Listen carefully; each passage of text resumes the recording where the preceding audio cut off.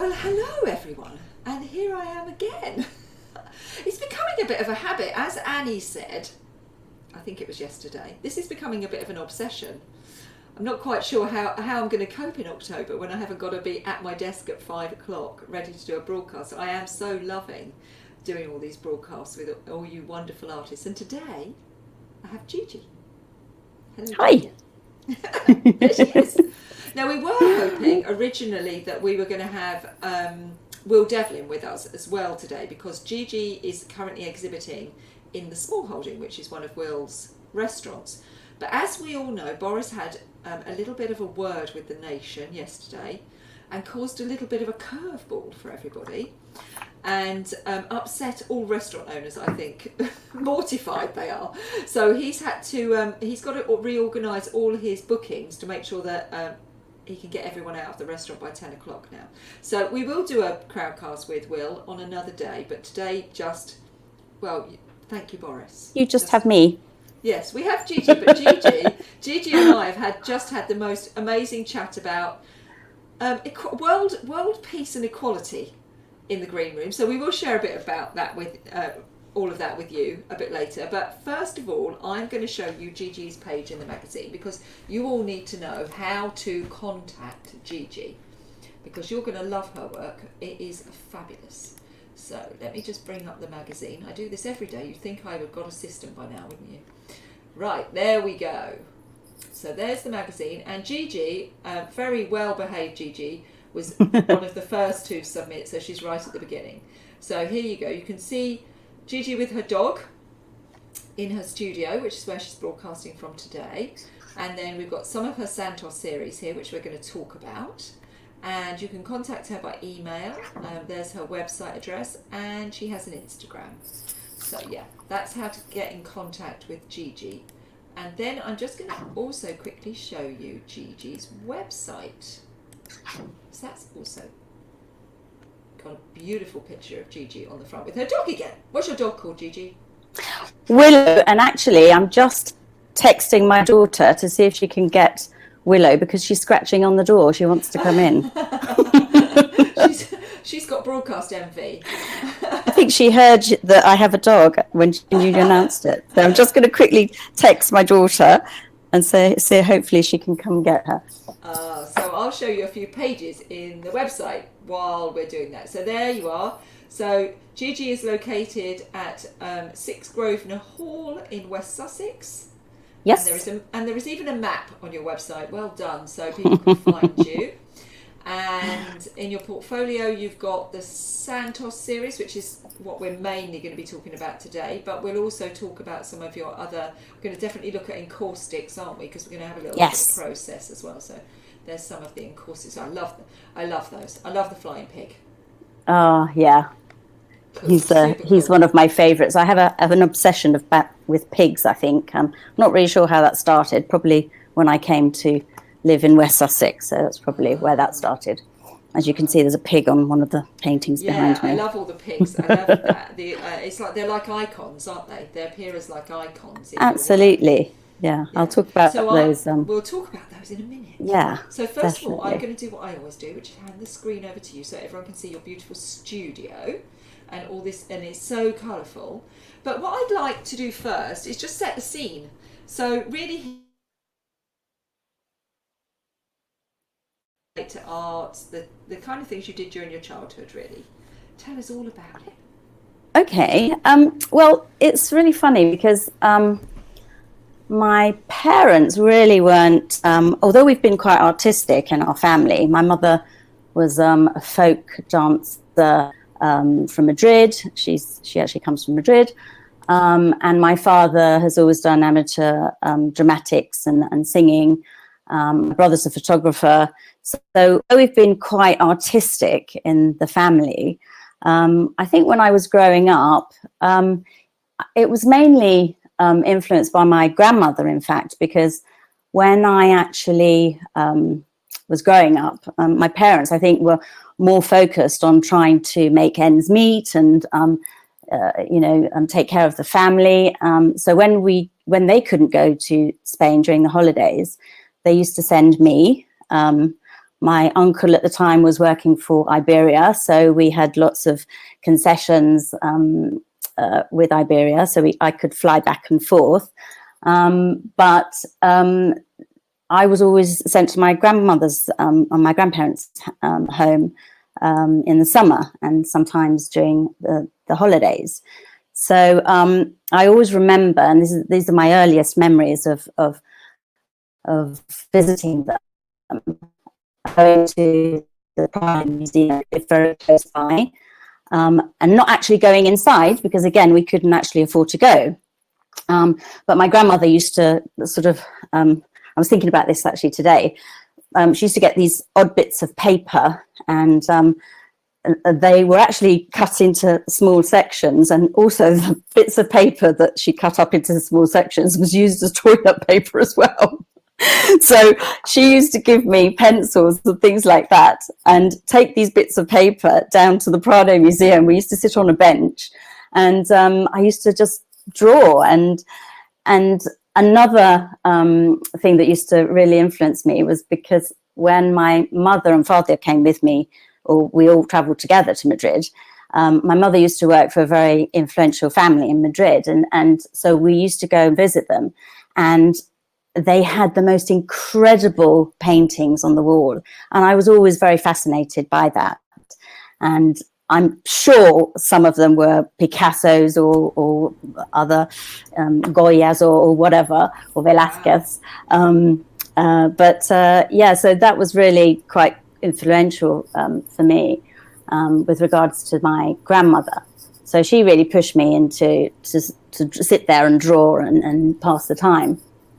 And then, you know, traveling, I think, throughout my life. Oh, somebody says that I vanished. Oh, dear. Is that right?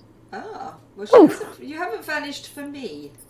Oh, okay. You're still here for me. If everyone starts saying you've vanished, then we'll worry about it. Okay, Carry cool. on. Okay.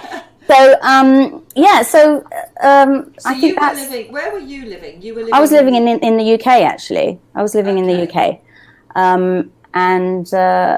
Yeah, so, but we always used to travel quite a bit, you know, as my father started improving with his company, and then we used to sort of go back and forth to Spain. And so, yeah, it was, I think, going to Europe, different parts of Europe, because we always used to drive as well a lot of the time, and going via France. And, you know, you're always there's something that will always catch your attention.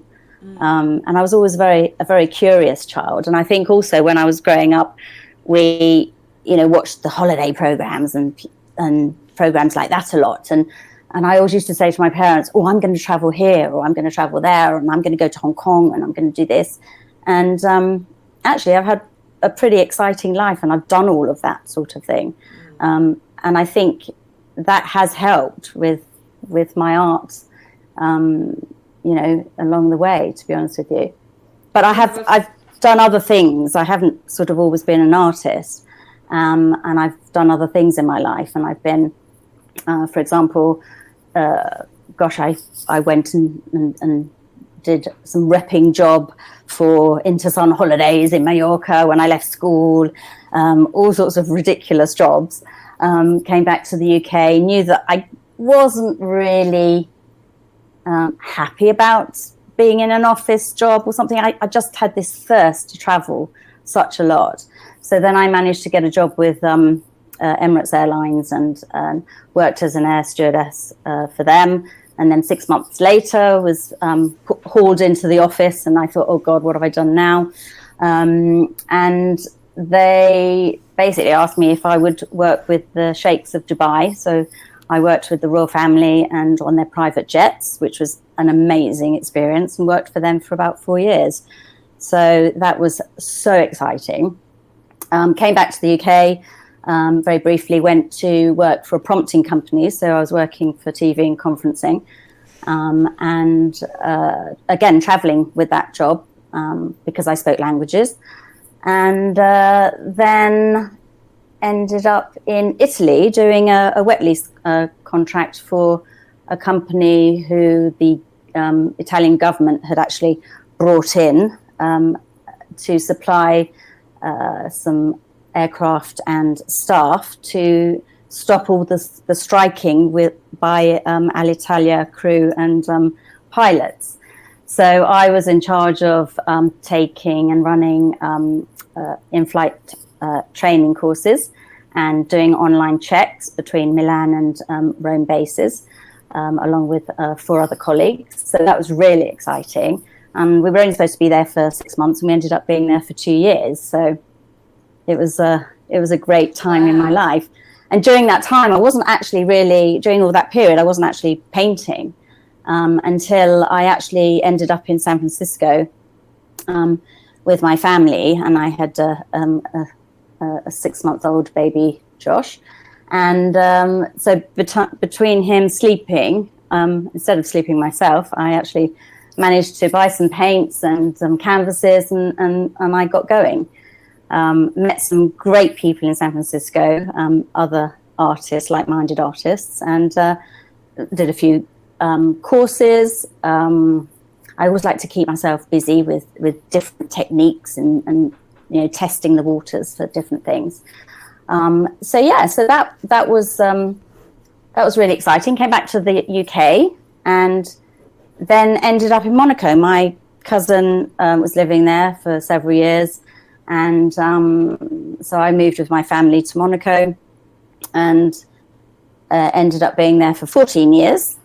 Had an amazing time as an artist, because that's when I actually started actually selling. And it was my friend Shelley, who is English Pakistani, and she had just been to Pakistan and bought all these beautiful pashminas and some fantastic things to sell, and said to me, I'm going to have a house sale and I want you to come along and bring some of your paintings. And I went, I don't have any paintings to sell. What are you talking about? Because before I had only just painted occasionally for friends and family. And so she said, well, you've got some things on the wall, so bring them. And I said, well, I wasn't actually going to sell them. And she said to me, just bring them. So she convinced me. And she said, how much do you want for them? I said, I have no clue. I have absolutely no clue what paintings, how I can sell my paintings. So she said, well, I'm going to put this for this and this for that and blah, blah, blah.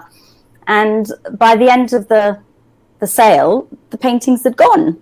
Wow. And one of my friends, Sheila, who actually lives in St. Paul de Vence, she rang me and she said to me, right, I've just taken your painting to be framed. And I just asked the lady, what sort of value would you put on this? And she said, are you sitting down? And I went, yes. She said, so she told me how much.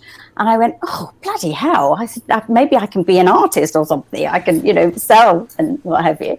And then I thought to myself, and I said to her, well, actually, Sheila, you owe me a bit more money because you actually bought it for this much. So anyway, so that's how it all really started. And then in Monaco, they're really fantastic because they really look after the artists. And so you join up to this organization, and for the first 3 years they pay for what is the equivalent of your national health contributions. They're always sending you emails of exhibitions that are starting up, and would you like to apply?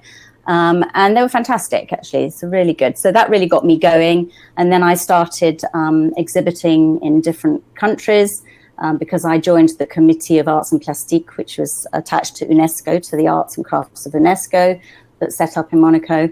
And so they took our paintings to various countries like Spain, Italy, France, Germany, Switzerland, and to all these other places. And we actually ended up exhibiting at the Grand Palais with the organization.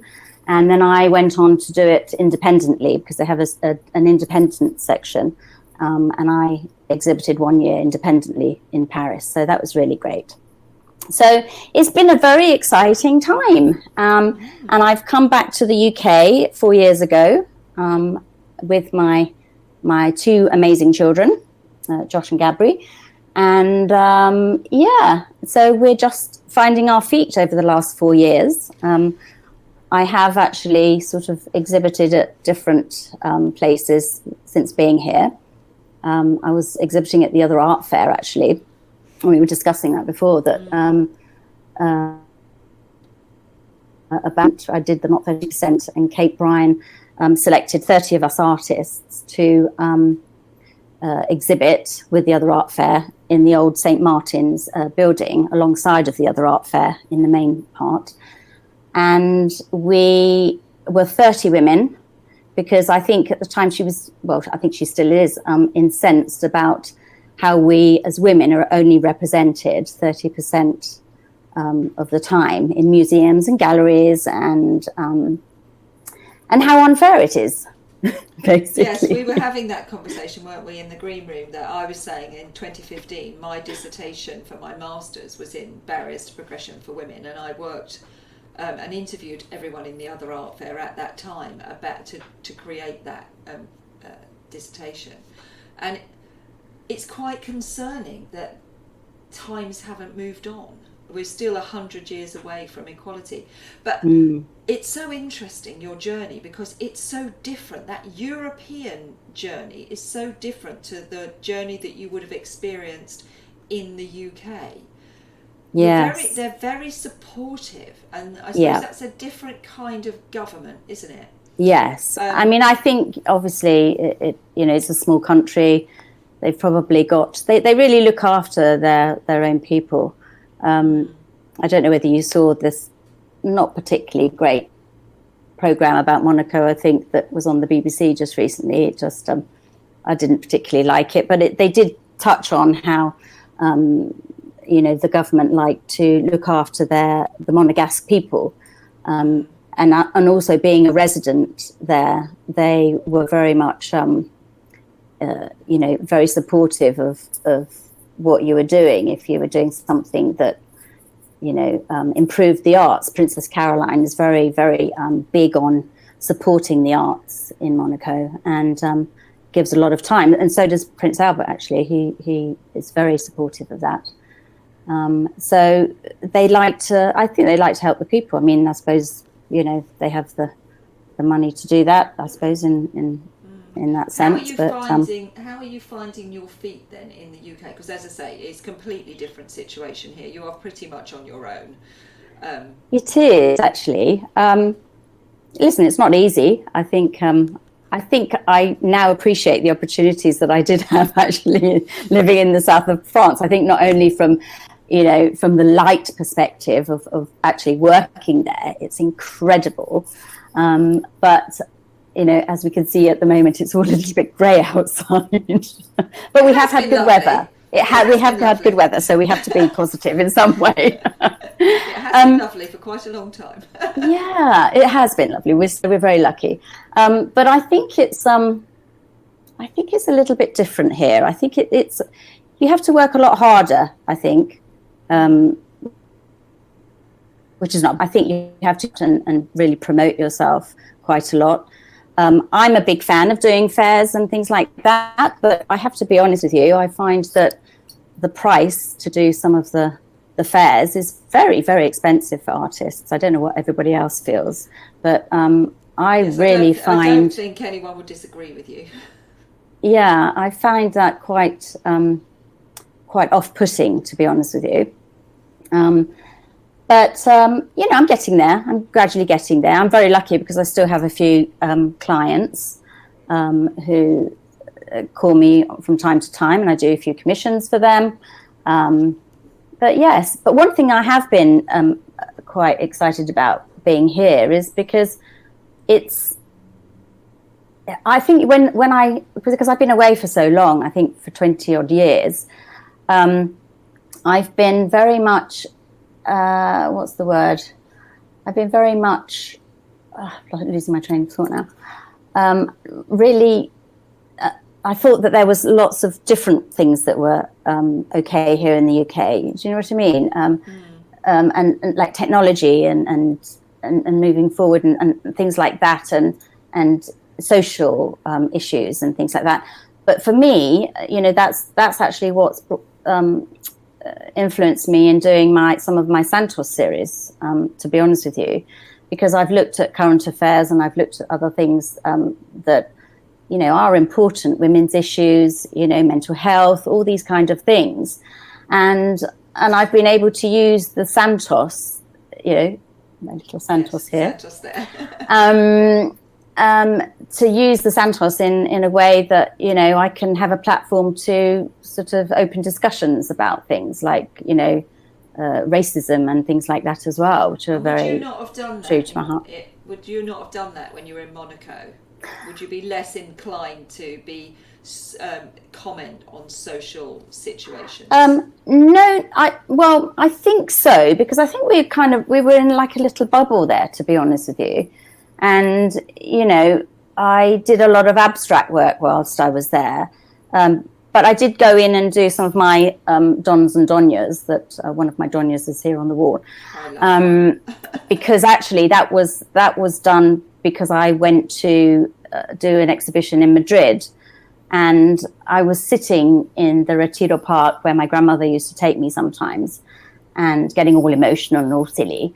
And I had a newspaper, so I opened up the newspaper, and then they were talking about bullfighting and the pros and the cons and everything else like this. So this is what sort of inspired my Dons and Donias series, to be honest with you. But I think on that piece, you've got you've got like a piece of frame. Talk to me about on this one. Yeah. And this one, yeah. Yeah, and this one. You've got like fragments of frames. Talk to me about that. Yeah, so my framing, I call it disjointed framing. And so my framing, it came about because I used to go and get my paintings framed in a little framing shop in back streets of Monaco by a lovely lady called Nancy. And I said to her, I've got this painting, but I didn't really know what I wanted to do with it. So I said, I don't want to just do a normal, boring frame. I want to do something different. So anyway, standing right next to me was this bucket of all these offcuts of different frames. And I thought, I've got it. So I said to her, right, what if we put different types of pieces of framing all around the frame? And she said, oh, okay, well, I'll try, and blah, blah, blah. Anyway, when she finished it, I thought it looked fantastic, and it just was great. So that's what's inspired me to sort of design my own little bits of framing, and to do my bits together now. So obviously I'm not living in Monaco, so I have to get myself to do it. So I use, let me just see if I can take these off, and I'm just going to grab some bits of framing and show you.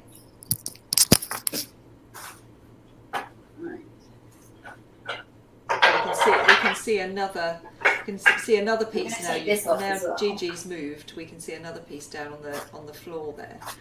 They're just amazing. So colourful. So it's saying, hard not to strangle yourself, isn't it, when you've got these sort of like quite Gigi, close to the... Yeah, I was just saying, when you moved your chair, we could see another one of your pieces on the floor behind you. Oh, could you? Yeah. Oh. Look at that. Oh, the ones on this side? Yeah. Oh, yes. So they're the smaller Dons and Donias on the floor. Yeah, definitely. But anyway, so what I do is I get these off-cut frames, and, I sort of like cut them to size. I get usually a guy to do that for me, because I don't have one of those, angled cutters. So he does that for me. And then what I do is I get these pieces of wood from B&Q, and I attach them to the back, and then I attach them with an electric screwdriver onto the frame. So they're just really exciting, I think. I mean, in France and all these other places, they love all their Baroque framing. So I think it's really... So are some of these pieces new, and some of them like found from antique shops and such like? Oh, well, I did try and find some of... I bought a whole load of pieces from, the antique fairs. But the problem is that when you put them in the lathe, or whatever it's called, they break, because they've already been gessoed, and it's quite. I had somebody try it for me, but it didn't really work out. So that's another one. do you always make a complete frame, or do you sometimes just do like you have on the other one, just a corner? Yes, I do. This one actually had a complete frame. This one behind me. So I had to actually take it because I haven't wanted to sell this particular painting. That's actually my partner, Derek. You can't sell Derek. I can't sell Derek. No, he has to stay. He has to stay. Actually, he wanted to come in today and pretend, because he's an actor. He wanted to come in and pretend with his white gloves and hold up the paintings, but he's actually gone off for an audition. So how dare he? How annoying! Because that would have been really good fun. We would have exactly. He kind of offers it and then leaves us hanging. I know. It's so rude, isn't it? So rude. So rude. How dare he? I know. Anyway, but yes, this one is behind me. So I've done 2 pieces of framing, and so it's like my partial framing. Yeah. Sometimes they act as part of the painting and as part of the story.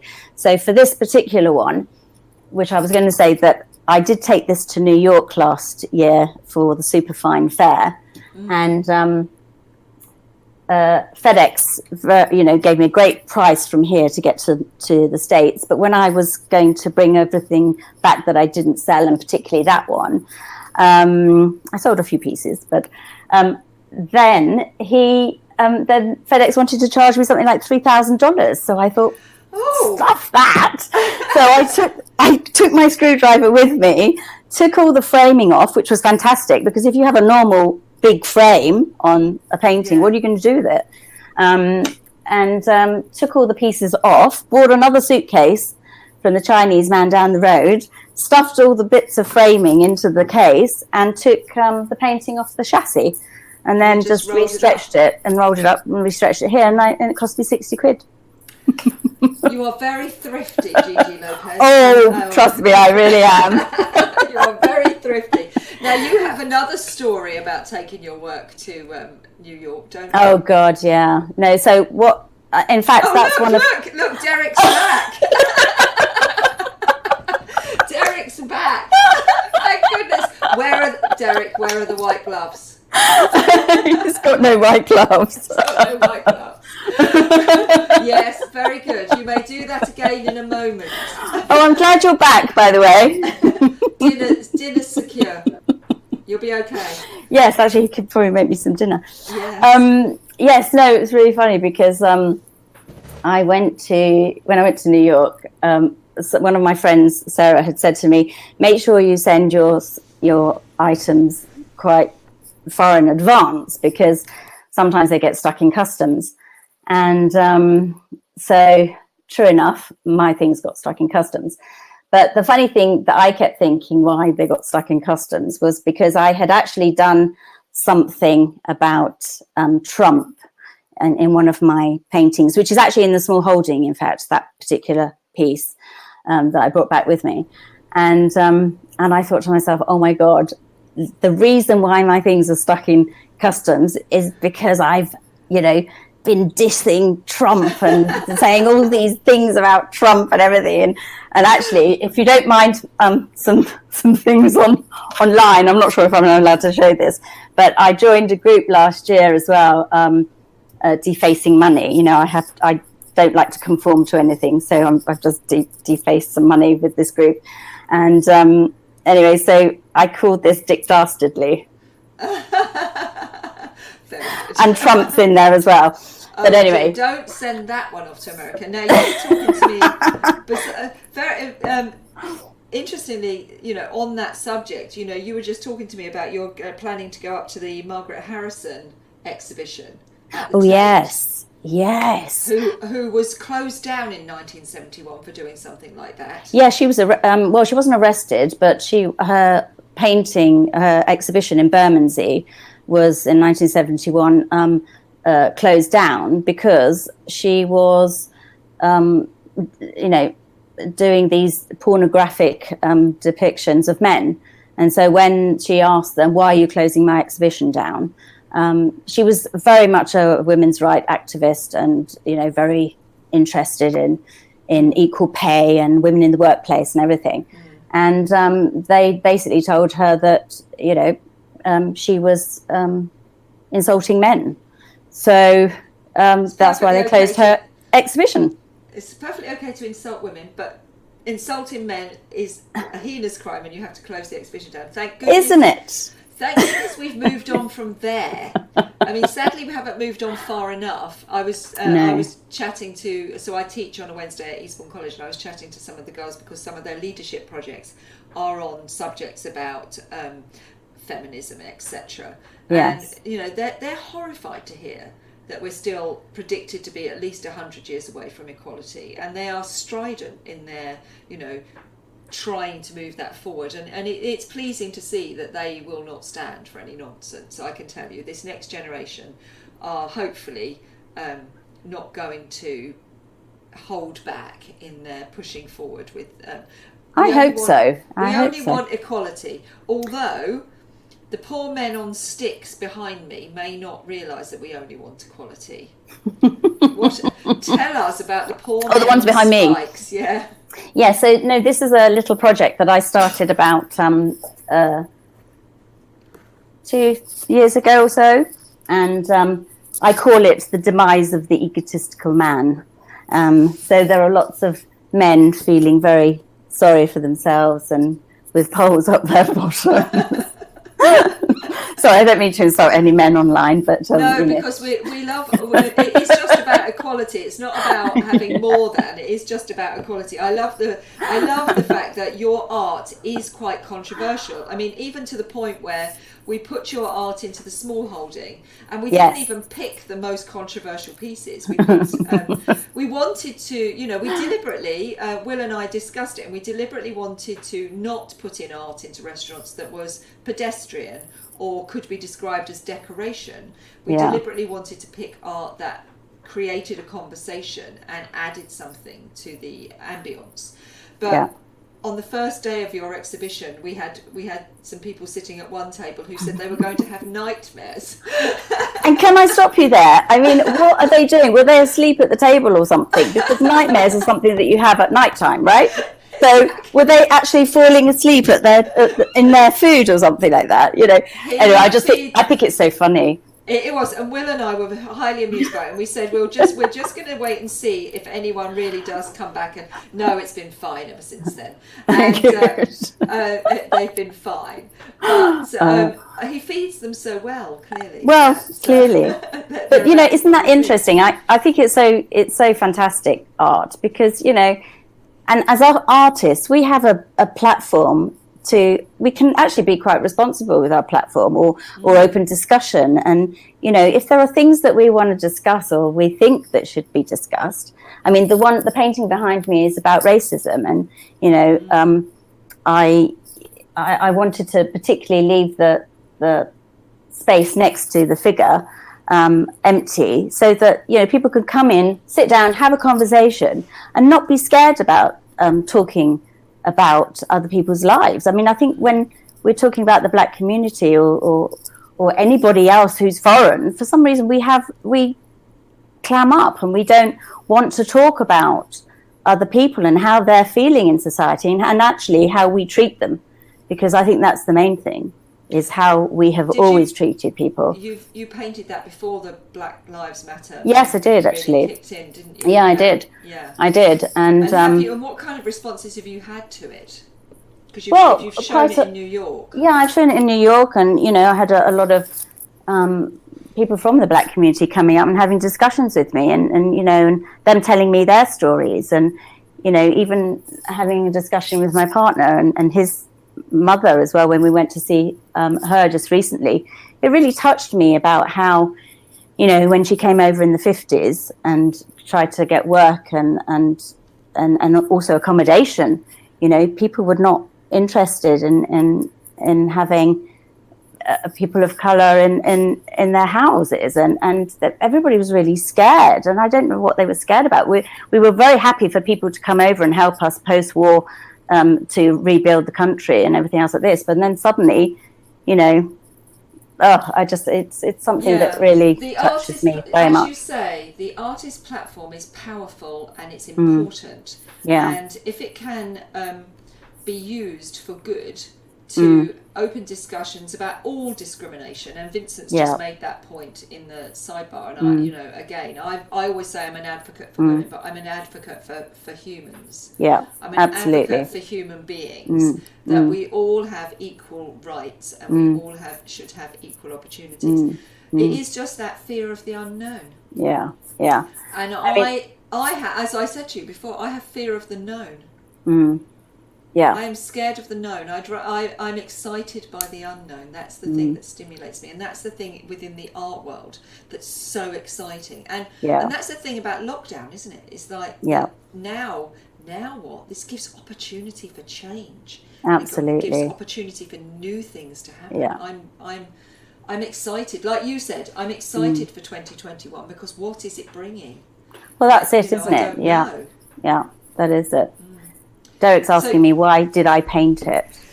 Well, you know, it was something that really touched me about the issue of racism, quite honestly. And Annie's telling Derek off and telling him to put your question in the ask a question. I think because Derek will be coming in to show more artworks through the door, we will allow him. Oh, don't get him started, because he'll just take the limelight off of me, quite frankly, and that's just not fair.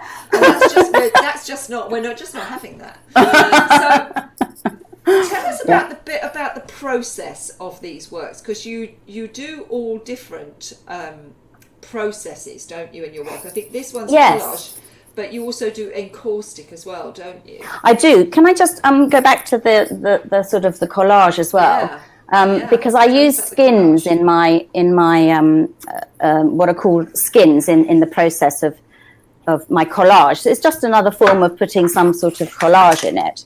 And so what I do is, what I've done is I've actually used the Santos. Now, the Santos was a little figure that I bought in Nice, and I just found the face very interesting. It doesn't look like a man or a woman. It's very androgynous, isn't it? So what I was doing is I was photographing the face in different angles, and I photograph it, and then I photocopy the photograph, and then with a gel medium, which is I use the golden gel mediums, which are really fantastic. So I love their paints as well. I do layers of the gel medium onto the image. This is, for example, for another piece that I'm actually going to do about the Windrush scandal and everything. So after you've done quite a few layers of it, then eventually you can you peel the paper off the back. So this paper comes off of the back, and you're left with a skin. So so anything that you put sort of behind it will just come through. So, for example, you know, if I go back to it's a bit like a laminated sheet, isn't it? Yes, you can actually get matte gel, or you can get glossy gel, and I use the gloss gels. And so then I can just add it to my painting, and you know, and it's part of my collage. So that's what I do with that. So that's what I use. It's called the skin. Right. So was Derek a skin then? Yes. In that one. Yes, I did another. Had another one here that I actually didn't use, but yes, that's. What about the? That's another skin. Oh, look, there's Derek. Derek's getting quite a lot. He's getting a lot of airtime. That's just not fair. A lot of airtime now, isn't he? That's really interesting. So, if you make the skin and then you collage it onto the painting, mm-hmm. And then how do you make that? Do you build up layers over the top of it then? You can do, or that one is just that's on the surface. But right.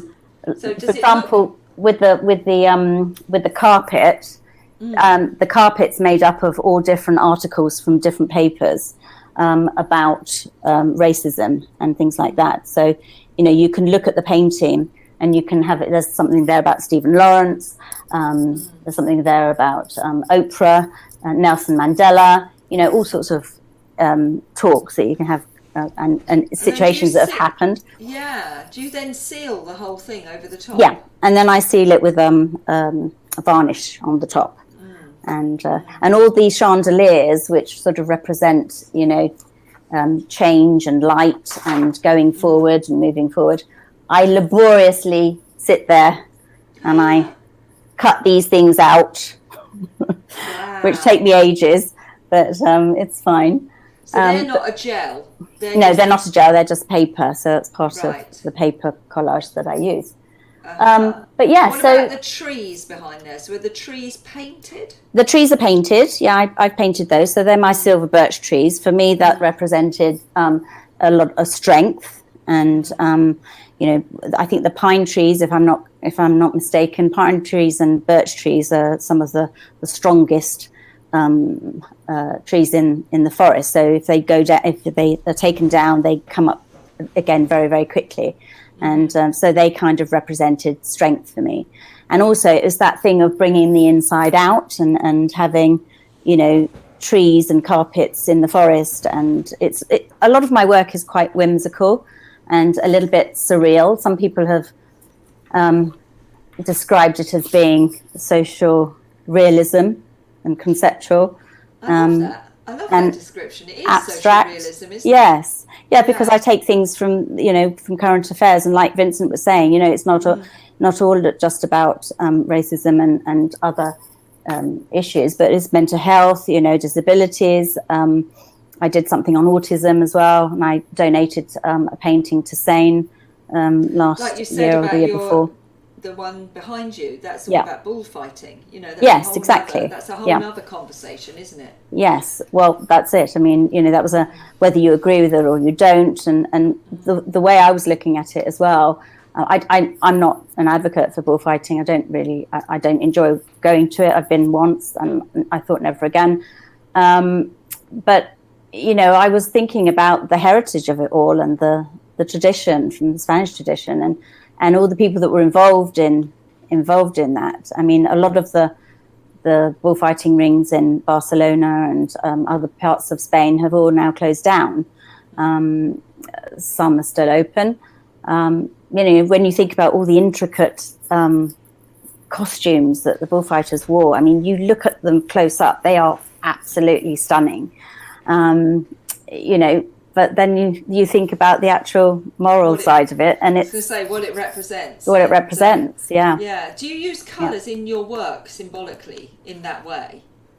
Because you've used a very distinct palette in your Sanchez for example, series, here, and then you've used a very distinct palette in the others as well. I like colour. I like working with colour actually. So I don't think they have. I mean, obviously the red for the Doña, it's very Spanishy, isn't it?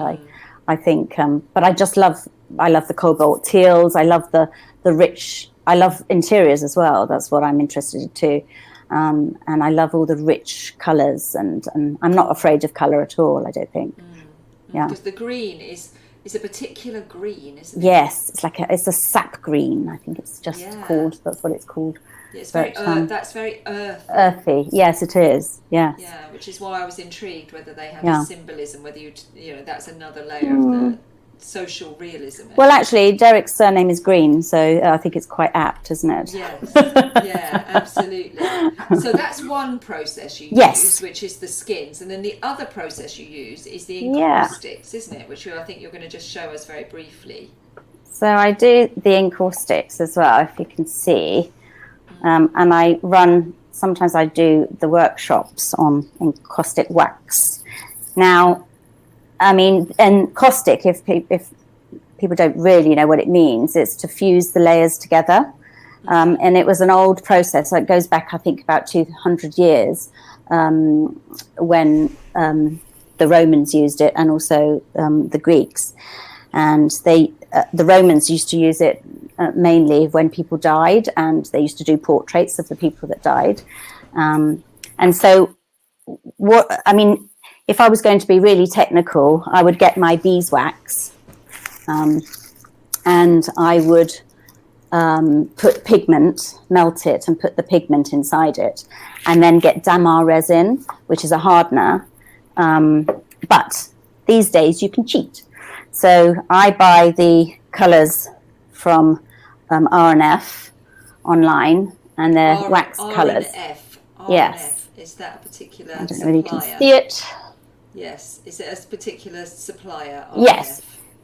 Actually, I get them from Jackson's, to be honest with you. Oh, okay.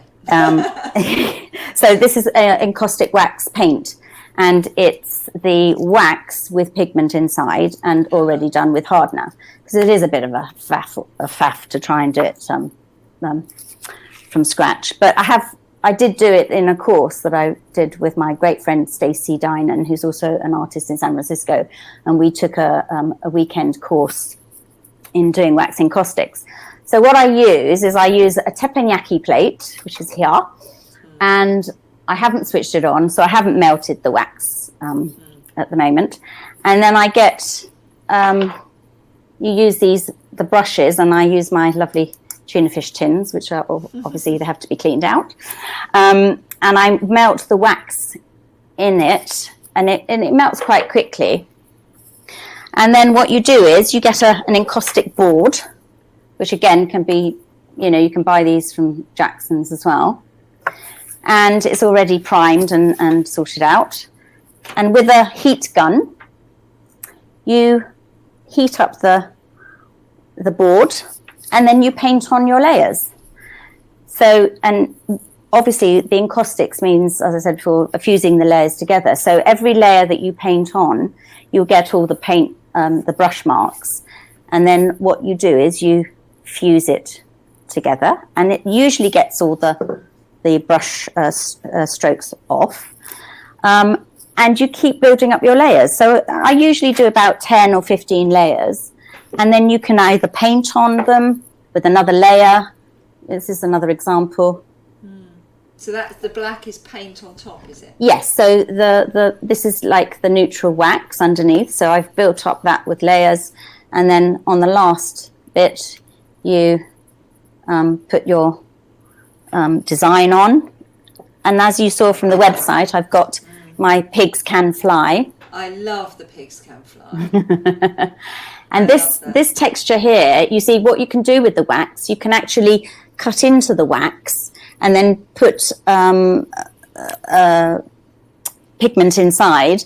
And then with your tools that you have, you scrape off the excess pigment, so you can scratch in whatever shape you want to do, then scratch off all the rest of the excess wax.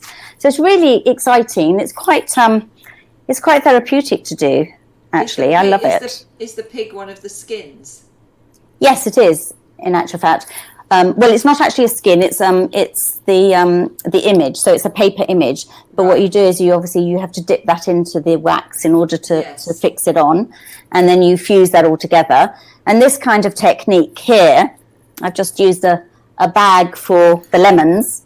And when you paint this on and it's hot, you just put it over the paint and then start fusing it together. Then because all of the layers, they tend to get cold as soon as you paint onto them. So you can then, as soon as it's cold, you just quickly take it off, and you start getting these textural effects, texture, which I love. Yeah. And the great thing is with the heat gun, in fact, I can grab this one, try to get everything at arm's length so I don't sort of strangle myself with the earplugs.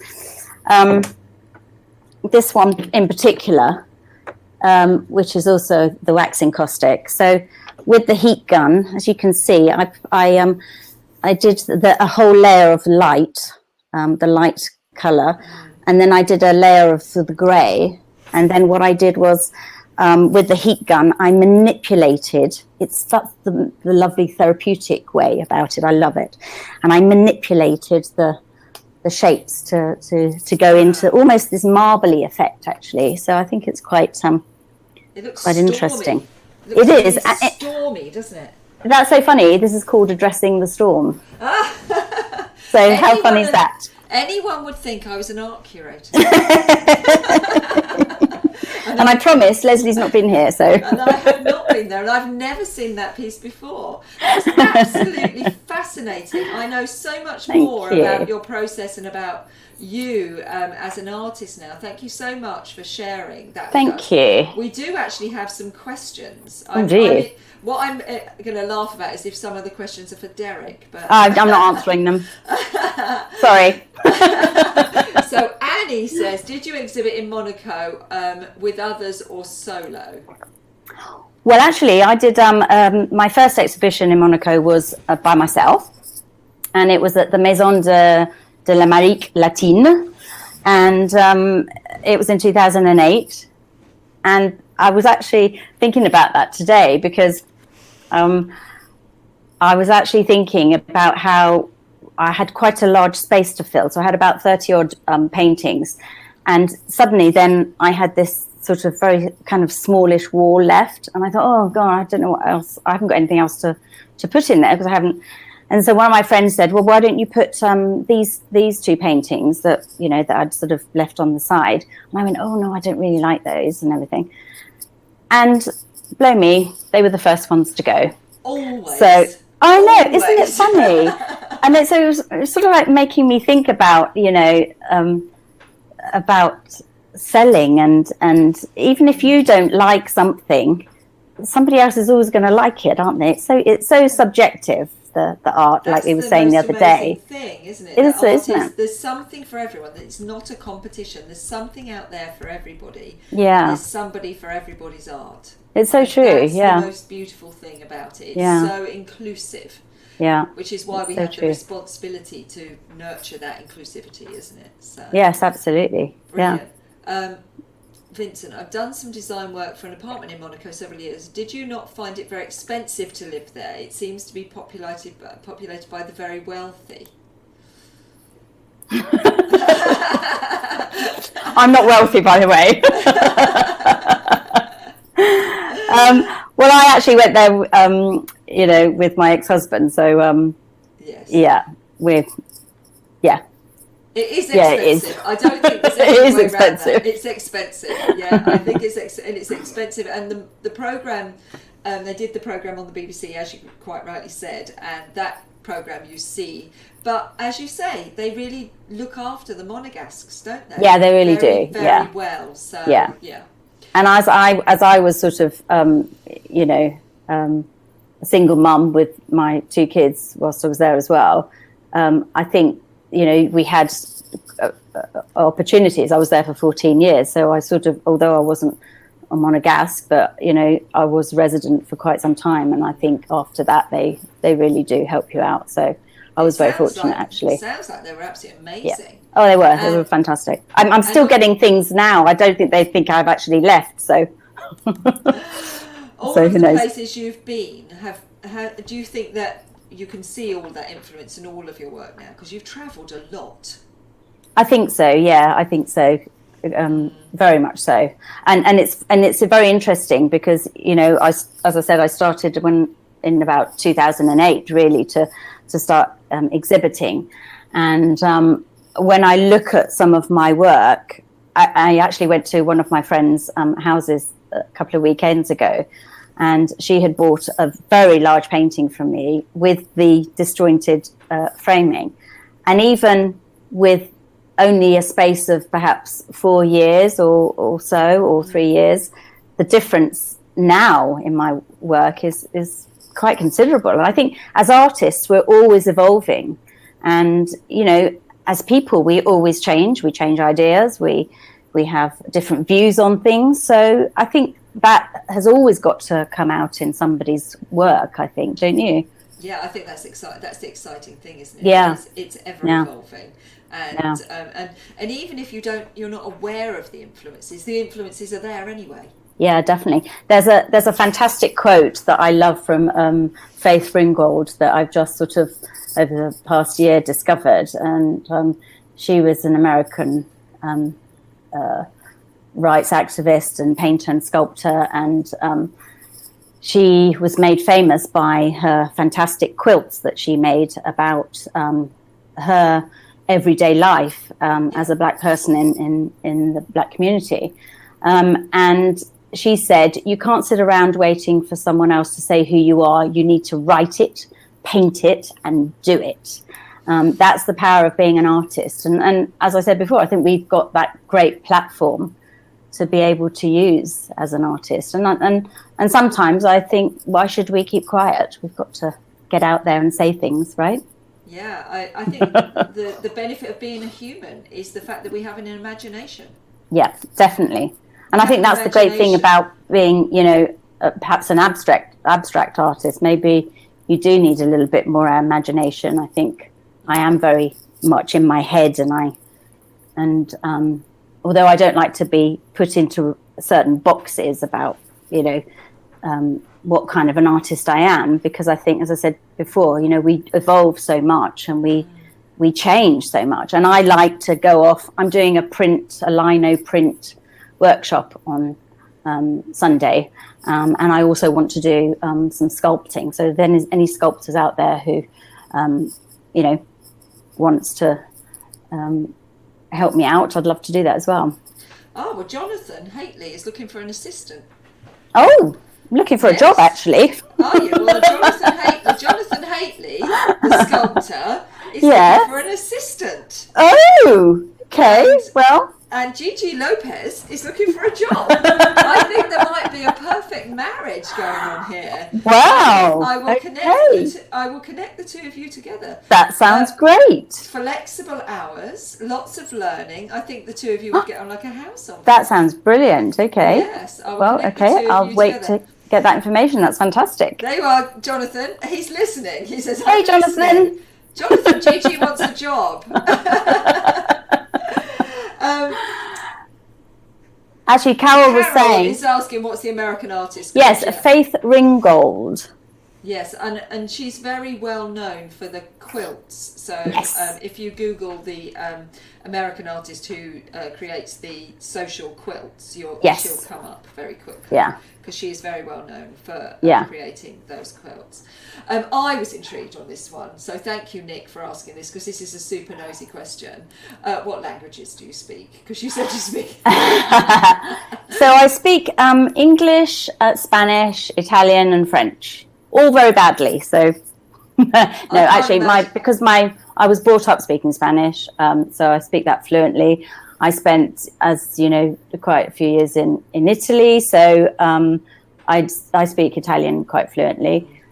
French, obviously, living in Monaco in the south of France. I don't speak it too badly. My kids will tell you that I speak it awfully, but they're always embarrassed when I open my mouth. But anyway, it's about the accent. If you can get the accent right, you're away.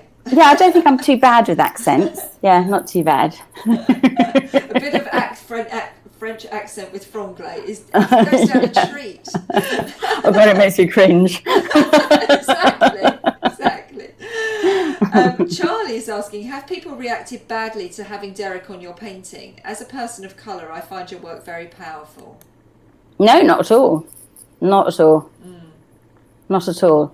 It's been a conversation starter. It has been a conversation starter, yeah. People have been asking me what the pig's doing on his lap, but the painting's called Pig Ignorant.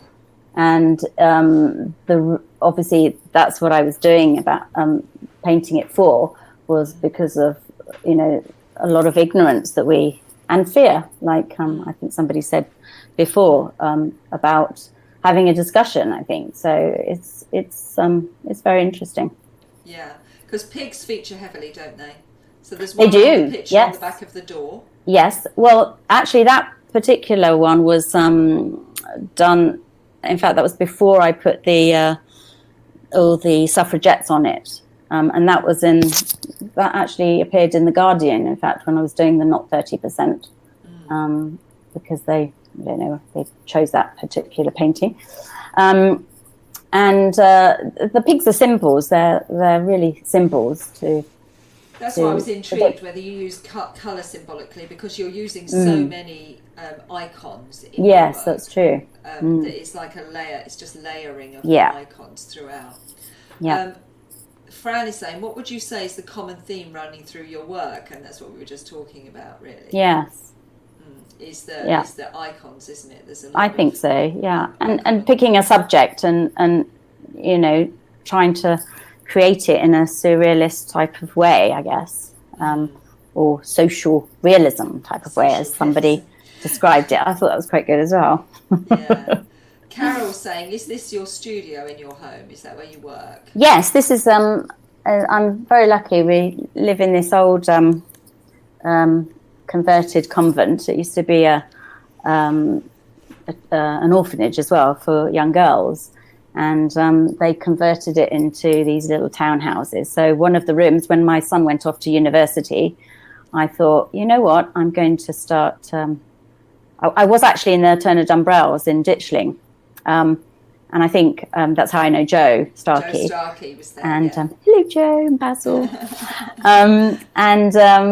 So we had a great studio there, but I had it there for a year, and I think I went into it with the idea that I would perhaps be able to create a concept store and have a little gallery. And hey, Joe. But for me, there wasn't enough footfall. And so I decided, when Josh went off to university a couple of years ago, I decided to have this as my workspace and my studio.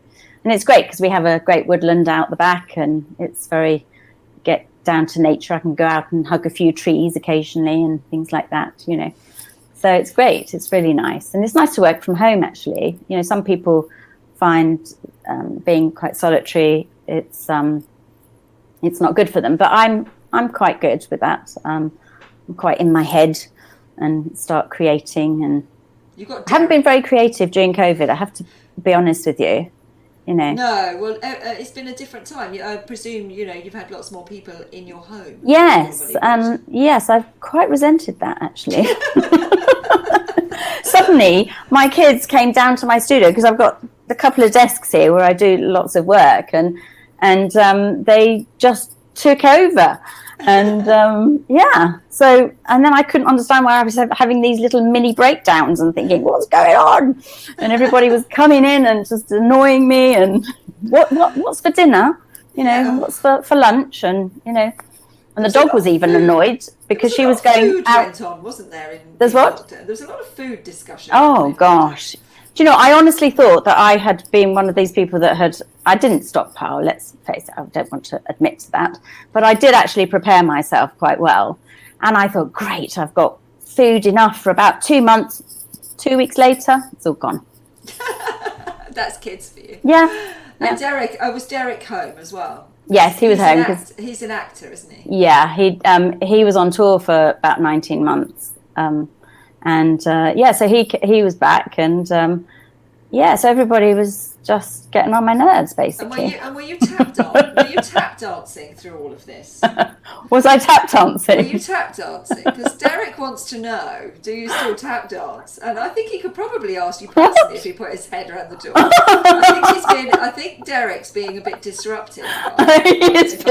He's such a nuisance. No, it's great, actually. We all get on so well. In fact, the kids were fantastic, actually. But they did sort of ambush my studio, so that's why I really didn't manage to do very much work, because I was cooking and doing everything and telling everybody to go away. Even my dog actually was getting a little bit tired of it all, because you know, she went from 2 walks a day to about 7 because everybody was offering to take her out to the park. She was just climbing the walls, basically. So, to conclude today, what are you working on now?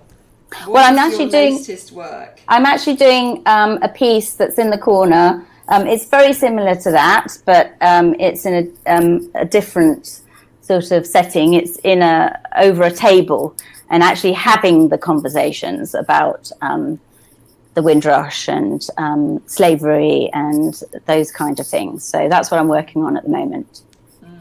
Yes. And I'm going to try and do a few more encaustics. I'm going to hold a few workshops, actually, perhaps in October. Not more than 6 people, though, please. Well, 5. Are you allowed to I'm not sure on these rules, but is it 5 plus you, or is it 6 and you're not included because you're the teacher? I'm not sure how. Well, it's very confusing, isn't it? It's just very confusing. But if people want to do a workshop with you, presumably they can just email you. Yes, please do. I do one-to-ones, and then I think 3 is the maximum I can get here in the studio to across 2 desks. Yeah. And it's literally a couple of hours in the morning, a little break for lunch, and a couple of hours in the afternoon, and it's fun, I think. Sounds perfect. Yeah. So if people want to see your work, they can go to the small holding at the moment, can't they? And see your work, and they can see it on your website. And can't wait to see the new piece. Thank you. That sounds amazing. Do you have a destination in mind for it? Not at the moment, but I'm thinking of perhaps donating a few pieces. So it could be something that I might donate to some organisation, or I'm not sure yet. We'll see. We'll really see. Oh, can't wait. Thank you. Brilliant. Thank you so much. As I said when we were chatting before coming online, I could carry on this conversation for at least another 2 hours. But it's dinner time. It is. It's dinner time. Yes. We're all hungry. So I just loved it. Thank you so much. I have Thank you, Leslie. So enjoyed it. Thank you. And we will be here again tomorrow. So I look forward to seeing you all tomorrow at 5:30. But thank you again, Gigi, for being so generous. Thank you. It's been a pleasure. Thank you. And we'll see you all here tomorrow. Thanks. Take care, everyone. Yeah, take care. Bye for now. Thank you.